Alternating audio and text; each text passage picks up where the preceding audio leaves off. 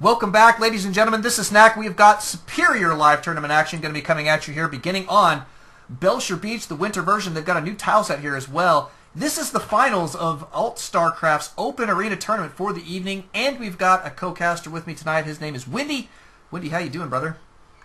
Excellent, man. So happy to be here. Thank you again so much for having me, allowing me to be on and plug everything I've been doing lately. Oh, absolutely. It is my pleasure, and we are here on a map that apparently is hurting Masa's eyes. He says that this new tile set is hurting his eyes. I don't blame him. It's kind of a bright white almost. The snow is actually pretty white when it comes down to it. Yeah, it very is. I noticed that too. Not so much for the Zerg player because, well, you know, there's creep. Right. Yeah, but creep always hurts my eyes. It doesn't bother me, dude. Creep is a beautiful thing. Oh yeah, I guess so. But I mean, two-player map here. I like the map setup. They have made some substantial changes to it recently. Obviously, the tile set being one of them, but there's a little bit of difference on the ramp that you'll notice. You see that they moved it a little bit, and they changed some of the paving around it, so it's like kind of a bigger area in many respects. And they closed off this choke into the main. Notice how it is that they can block it off there with a barracks and a supply depot there now. So kind of interesting. Very interesting. I also want to note that I don't know if it was in the previous versions, but if you look at the spikes near the naturals, that kind of is interesting for maybe a Terran player who would try to siege up on the Zerg's natural and cause damage, something like they would do on Tal'Darim, right, to, kind of lock down the Zerg player from getting over there and dealing with tanks that are located. I think that's a good decision because I feel like sometimes that ability for Terran players to do that is a little overpowered if they can do it at an early time and really catch a Zerg out of position. It doesn't allow the Zerg to not so much react quickly, but it doesn't give them very, very many options other than to directly engage those tanks and pretty much possibly lose the game if those tanks get off one good shot on their lings or banelings. Yeah, that's true. It's such a good point. Now, Masa opening with 2 racks here. It looks like he may go for some 2 racks pressure. There is always the potential for a bunker rush of sorts, but RH not making that mistake. It looks like he is going to have good vision of this area. He's got that Overlord in position. Should catch any SCVs like the one cruising up the ramp right now. Excuse me.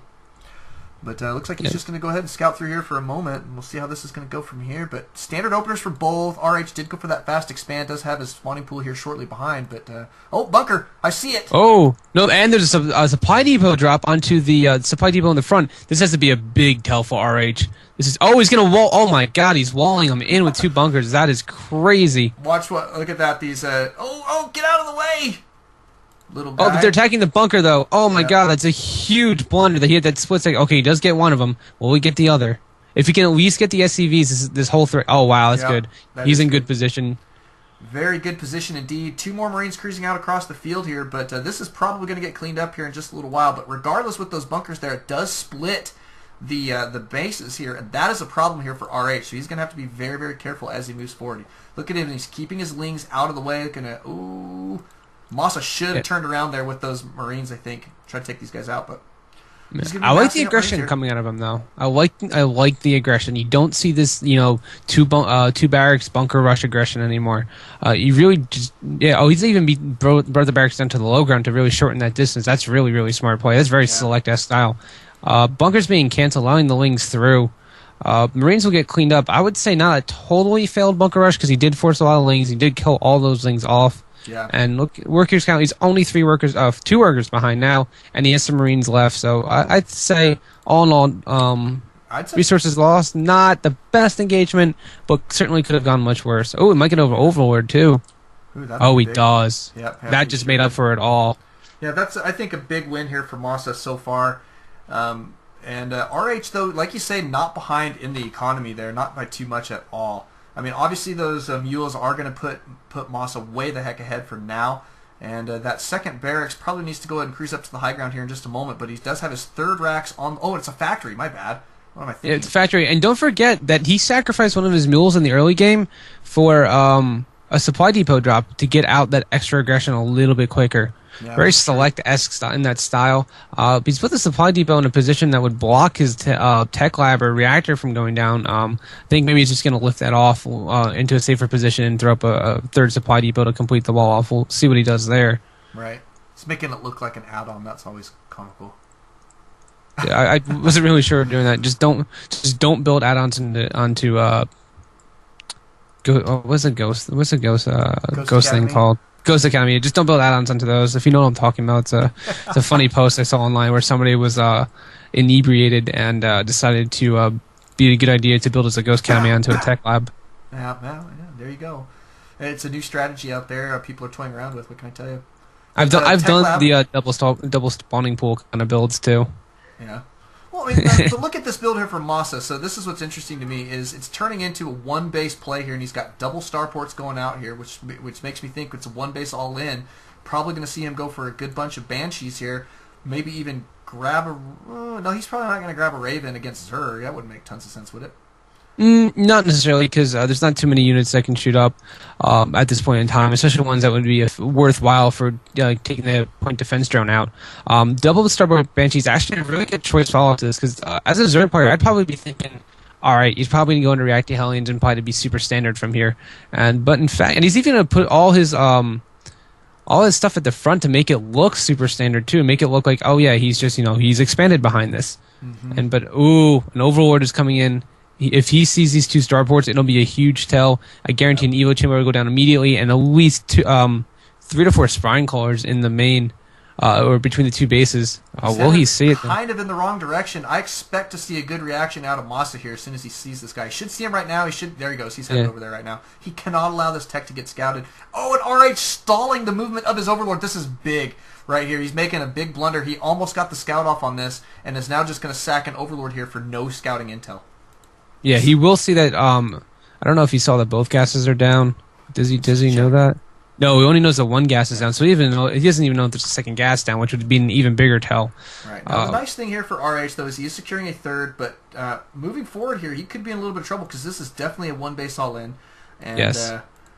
His creep spread, though, is incredible. Yeah, that is I have to say, that is what's going to really help him out here. That's what's going to buy him that little bit of time to get really back into this. He's got a Spire going down. He's playing super standard right now. Baneling speed going down. Layer's done at a good time. Still no Evo chamber there, which is not really good, because if you ever see a Terran go into super standard play where tanks could be involved, you want to have that +1 carapace out as soon as possible, just because if there's that timing window where he doesn't have that +1 siege tank out there, your Lings and Banelings become so much more viable to use against them. Right. Yeah, and here they go. 4 Banshees going out. They will be scouted by this Ling that's on patrol. Wow, they really smart position on that Ling. Is there immediate reaction from the Evo chamber? No, I think he might just try to buy time for until the Spire finishes and he can get out a couple Mutalisks to deal with it. I agree. The Spire here is going to be a nice play. Looks like he is going to go right over the third here. Going to go for some serious damage, which I think is a smart play. He's going to be able to snipe Queens here all day long. Good drone transfer here from RH. He's sending those guys over to that third. Smart little play here, because, I mean, when it comes down to it... Oh my god, the Spire, though. The Spire, it's so vulnerable. It's not in a good position at all. It could go down right here. Oh, the transfuse. Is there a transfuse? Is there a transfuse? He needs to get out Mutalisk right. Oh my god. Oh, that is huge. Queen's not going to last very long here. They did kill off one of the Banshees, but that is not enough here. And here comes a 5th Banshee to join. It's actually the 6th if the other one would have lived, but... This is absolutely phenomenal play right now from Masa. This one base all-in is going extremely well. Notice he is also securing an expansion behind this. It's late, but you know what? If this doesn't go well, eventually, then he's going to be in phenomenal position regardless with that economic advantage on T-base. But this looks to be going pretty well to me. I don't know what you think from your perspective. I definitely think you have an overlay up on the stream, by the way. I don't know if you noticed that. It's not an overlay. I think something's wrong with the stream. Oh, has it crashed? It may have. I'll restart it. Go ahead. Okay. I definitely think that if he had built that Spire in a less vulnerable location, I'm really not sure why he decided to build it at the choke there. No real reason to do that. I should always try to build it in a protection position because it's a very expensive building, very important type building for Zerg. It would have definitely changed the game, even if he had transfused it and able to get out enough of those, at least maybe 6 Mutalisks to deal with the Banshee. And it'll go down, Spawn Core will go down. Spire is vulnerable once again. Banshees just do work en masse numbers like this, and there it goes. It's canceled, in fact. Spire takes a full 100 seconds to build, which is a very, very long time for the Zerg to be stockpiling money and expending it, because that's what Zergs do. They stockpile as much as 1,500 minerals, 1,500 gas to just do a burst of Mutalisks and get them out in the field and start harassing with them. Because he's trying to put the Spire down again. He absolutely wants to get on this tech. He knows that's probably his best counter. two of these Banshees at this point, and it just keeps getting focused down. No, he needs to really build it in the heart of his middle line, build 3 to 4 spine crawlers, spore crawlers around there, and use his queens and transfuse to really defend. Only 3 Banshees remain. He's done okay defending it, but look at the supply differential now, 83 to 56. The natural hatch had gone down for RH. It's Mutasa we're actually supposed to be calling him, right? Say that again? Is Mutasa? Is that the name? That's right. Yeah, we've been calling him RH. Mutas. I do apologize. Yeah, Mutas. I think Mufasa from The Lion King. Yeah, but we got a big push here. I mean, Siege Tank's cruising out here. He's got 3 of them, a whole bunch of Lings, and this is going to be difficult to deal with because right now he's been focusing on dealing with this air attack, and now he's got a ground force coming in, and he's just completely unprepared. And there's your GG. Yeah, he's just going to GG right there, and then kind of unfortunate that Mutas didn't see that. I think if he had scouted that tech more, scouted more appropriately and got a better scout of the full base, it's better to go into the middle of the base and look for the general tech rather than try to find that one hidden tech building that could win or lose you the game. Oh, absolutely. And, I mean, that was his mistake here, I think, in this game. And so in game number 2, we hope to see something different here out of Mutas, also known as RH. But, we'll be headed that way here momentarily, so don't alt-tab, stay exactly where you are. Always ALT-Stracraft, and we'll catch you guys here in just a moment. Welcome back, ladies and gentlemen. Game 2 of this best of 5 going to be coming at us here in just a moment. Masa currently up 1-0. Good stuff here, and the finals are going to be phenomenal so far. We do have Wendy on the line, though, my co-caster for the evening. Wendy, how you doing, man?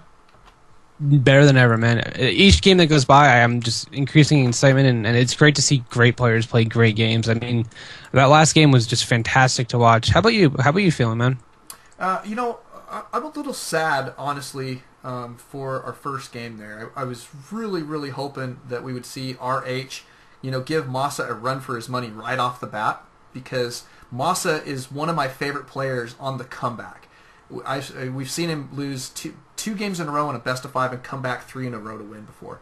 He's such a phenomenal comeback player. Now, not that I really necessarily always want to put him in that situation, but I'll tell you what, it can really be an exciting thing. But, I mean, his first game, what can we say other than he really played that well? No, he really did, and I would say partly lucky because Mutas did have that overlord in position to scout, and had he scouted properly or with some more general direction, he would have saw that double starboard attack, and it would have been shut down. But alternatively, I think in retrospect, Masa could have just pushed with his entire force, knowing that his opponent had seen it, and made more of an aggressive all-in, maybe even pulling SCVs to repair Banshees rather than expanding behind it. So I think Masa was very, very pliable in the last game. He was very, very flexible, and we're going to see barracks in the reactor first. Yeah. And he's built the barracks off to the side, which is kind of interesting. Maybe he's hoping his opponent is going to go in and see the factory and assume, whoa, he went reactor first. Refinery first. So maybe he'll kind of like fake out his opponent and maybe think that some kind of big mech play is coming up. There's all sorts of little things that you can do in these best of 5 series. Yeah, and another thing that he could do is if he does find the opportunity, he can toss this barracks right down there on the low ground. It's not that far of a distance to fly down there, and then find himself in a good reinforcement position. But it looks like he's going straight for Tech Lab, so I'm going to have to assume some Reaper play here. Yep, love it, love it, love it. We saw this is probably the third. If he does go Reapers, it'll be the 3rd or 4th game that we've seen Reapers tonight. Yeah, I think it will be the 4th. I think you're right. And Reapers, like I said, are on the comeback. They were units that were useful in the very, very early stages of the release. Even in beta, they were still in use because of that bunker rush you could do. You just you didn't need a supply depot to build the barrack, the barracks. So you kind of you can go for 6 racks with the Reapers and just build a bunker right at your opponent's Nexus or command center. It was really more effective than that. And a bunker has gone down the natural, right next to the hatchery though, so it is visible. Let's see what happens. He's only pulled 1 drone to deal with it, and here comes more. 5 more, yeah. Yeah, I mean, in many respects, I think he's overcommitting here. Oh, there he goes. Never mind. He's only committing 3. This is exactly what I like to see. Just committing the 3 drones to the defense here. He takes that guy out, stalls production of that bunker, and now Masa's kind of in this position where it's going to be difficult for him to make this useful. Yes, and it's the problem with what Masa did is that. Oh, here comes the Reaper though. These Lings are going to get a piece of it. He's on move command. That's not good. You should have run to the high ground and then started picking off the Lings because they would have to go up the ramp, right. And that would give him some distance to get up there. but you will be able to pick drones picking off those 2 wings. I think what he should have done with that bunker was just fall back. He shouldn't have committed his SCV to try to build it. He knew once he saw that many drones coming out, the hatch was already starting to spread creep, that he couldn't have gotten it. He should have just, cut his losses, only lost the 25 minerals from the bunker salvage instead of losing the SCV as well as the 50 mineral cost of the SCV. Right, that's true. I think it's a great point. I mean, now, is it a game-ending mistake or a blunder here? Probably not, especially coming from Masa, who clearly is showing a lot of strength, but I mean, it's little things like that that do start to add up. And this is part of the reason I love doing this. Why I love casting is we got so many people out there, that do get a chance to watch these videos, and they, are trying to improve their game. And it's those kind of tips that they really need, to have. It's just little things that can start adding up for them to improve their gameplay. Oh yeah, absolutely. Oh, looks like it's gonna be the same build coming out of the Masa, except much faster. Yeah, this is coming out. Yeah, there's no super bunker rush coming down, and I don't think this is really smart. This is kind of what Mystic did in that TvZ against Mutas. Is he went for this? But look what he's doing, man! Look, he's got double Hellions cruising over here. So he didn't use Hellions last time, right? Wow, yeah, this player is incredibly smart, man. I can't believe I've never heard of him. This is really intelligent play. Oh, I mean, this is how you really start to mess with your opponent's mental game. Yeah, he's a very highly ranked Grandmaster on the Korean server, and I mean, he's phenomenal. I've never seen this guy do very poorly. In fact, I'm trying to think if I've ever seen him play in our tournament where he lost. Oh, he did lose against Cheetah Prime once. That was a good series. Oh, Cheetah Prime's no one, to scoff at. It's Cheetah Prime. Yeah. he plays with Marine King Prime, as on the daily, so I can't imagine that he is a player to that is very easy to get a win off of. Yeah. Oh, he's not. I mean, he's a really good player. Now, he did get eliminated in this tournament. Unfortunately, we didn't even get to see him play today. But I didn't even know that. Yeah, it's tough. I mean, those best of ones, and I mean, even Cheetah Prime is you can fall victim to some good cheesy pushes. Oh, here comes the overboard again, but I don't think he's going to be able to see it. This is going to be very, very, very close. 10 HP, 4 HP. Wow. You got to check this. Whoops. Nope, he didn't see it at all. Did not see it at all. He just queued up some more movement, though, to try and check it out. Yeah. So he's going to... You see his second overlord there up at the top. He's queuing that guy around, and you'll see him poke in there. He is going to... Oh, no, it might be too late. I don't know. This is dicey. But like you said, it comes down to scouting here. He's got to get a good scout on Masa. And command center has gone down. This is wonky play out of Masa, I really have to say. A little tip for you. I found this out recently since I started casting. If you click on a player and hit V, you get their vision. You don't have to use the 1 and 2 to select that player. Oh, okay. Yeah. So I trust me, it made it infinitely easier. I do it all the time now. But I can't believe he's throwing down a command center. Yeah, I mean, this is what I've come to expect out of Masa. It's just crazy playstyle, and he's going to be able to do a lot of damage here. One Queen going down almost immediately. Good micro there on that wounded Banshee, and he's going to be nailing these guys to the floor. But that Spore Crawler there, fairly well placed. I mean, this is a decent defensive position, but 2 Queens have already gone down, and this is what happens when you get caught off guard by Banshee play like this. Yeah, and the Spire in a vulnerable position again. It's going to go down once more, and it's the same exact situation that Mutas has fallen into before. He just wasn't adequately prepared for this kind of play. Yep. He didn't. You should always scout from. Oh, okay. Wow. I'm sensing frustration here against this play. Masa 2 times in a row with the exact same thing. And RH is not super happy, but he's ready for another map. So don't tab always ALT-Stracraft. We're going to go to Tal'Darim Malta here apparently in just a moment.